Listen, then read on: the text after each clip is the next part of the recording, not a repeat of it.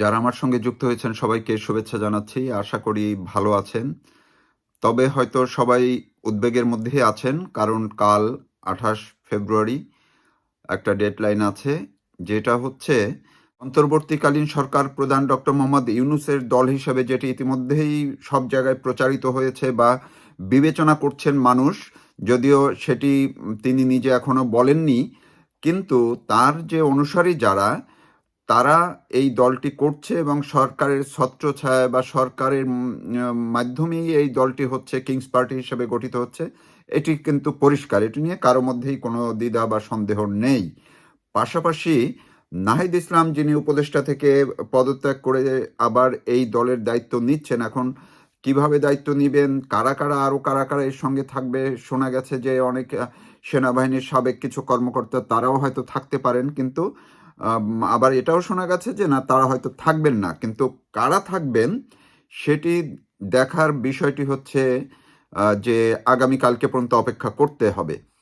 এখন এই যে আগামীকাল ২৮ ফেব্রুয়ারি মানিক মিয়া অ্যাভিনিউতে যে সমাবেশের ঘোষণা করা হয়েছে, যেখান থেকে নতুন দলের নাম ঘোষণা করা হবে বা আরও কিছু হবে, কিন্তু এই যে হবে বললাম, এই হবের মধ্যেই উদ্বেগের একটি বিষয় রয়ে গেছে, অর্থাৎ আশঙ্কা তৈরি হয়েছে, যেটি গতকাল তাদের অনুসারী ছাত্র সংগঠনগুলোর মধ্যে যে আমরা সবাই দেখেছি ঢাকা বিশ্ববিদ্যালয়ে মধুর ক্যান্টিনে ছাত্রদের সংগঠন ঘোষণা নিয়ে কি কাণ্ডটা হয়েছে, সেখানে নিজেদের মধ্যে মারামারি হাতাহাতিতে আহত হয়েছেন, নারী কর্মী নাজেহাল হয়েছেন, তারা আবার গণমাধ্যমে এসে কথা বলেছেন।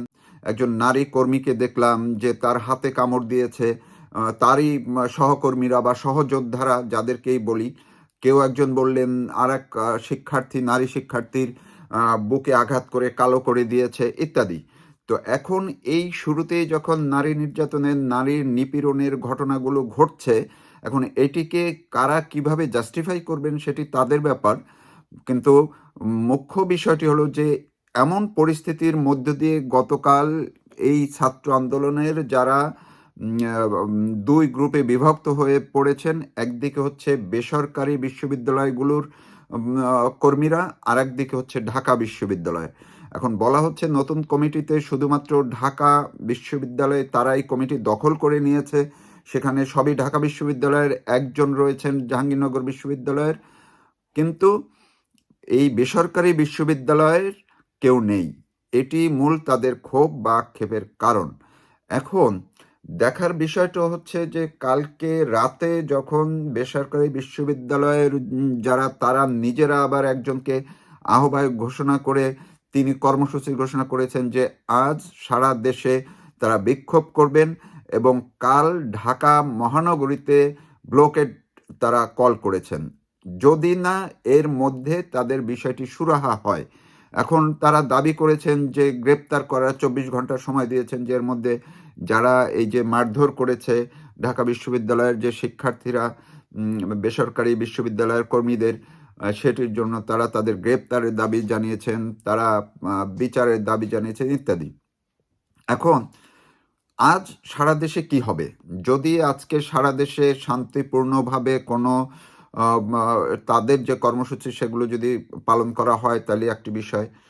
আবার এমনও হতে পারে যে এই সরকার উদ্যোগ নিয়ে বা সরকারের যারা আছে বা মূল দল যারা গঠন করছেন, কিংস পার্টি যারা গঠন করছেন, সেই সরকারের তারা যদি মধ্যস্থতা করে ইতিমধ্যেই এই দুই গ্রুপকে মিলিয়ে দিয়ে আবার নতুন কিছু একটি করে, তাইলে হয়তো বা মানুষের একটু সংখ্যাটা একটু কমবে বা উদ্বেগটা একটু কমতে পারে। অর্থাৎ সেই ক্ষেত্রে আজকে হয়তো সারা দেশে তেমন কিছু নাও হতে পারে।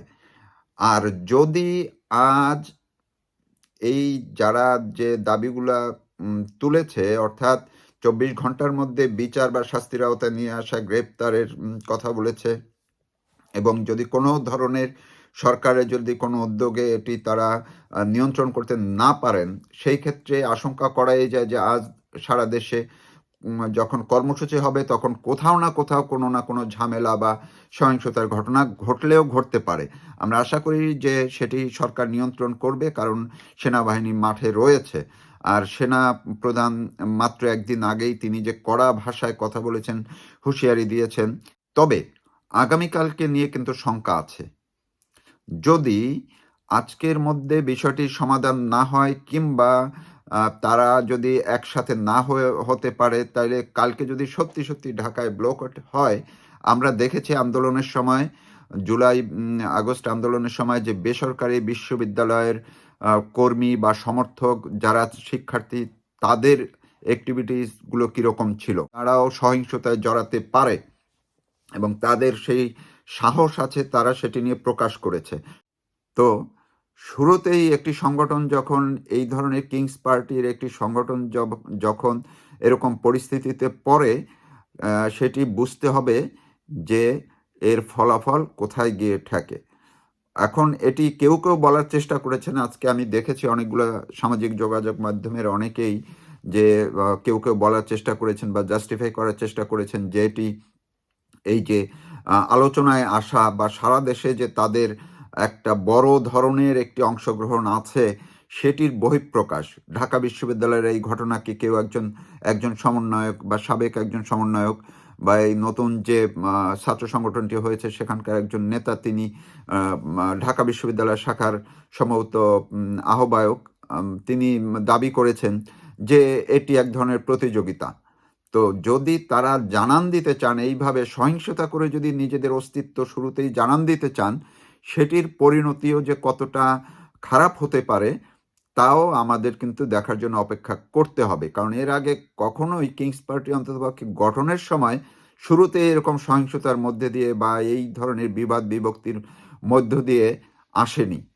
তো এখন আমরা অপেক্ষা করব ডেডলাইন 28 ফেব্রুয়ারি, অর্থাৎ আগামীকাল মানিক মিয়ার কর্মসূচি আদৌ হবে কি হবে না, সেটি হলে শান্তিপূর্ণভাবে হবে, নাকি ঢাকায় আবার বড় কোনো ধরনের সহিংসতা ঘটবে, সেটি নিয়ে উদ্বেগ উৎকণ্ঠা দূর করার জন্য আজকের দিনটি খুবই গুরুত্বপূর্ণ।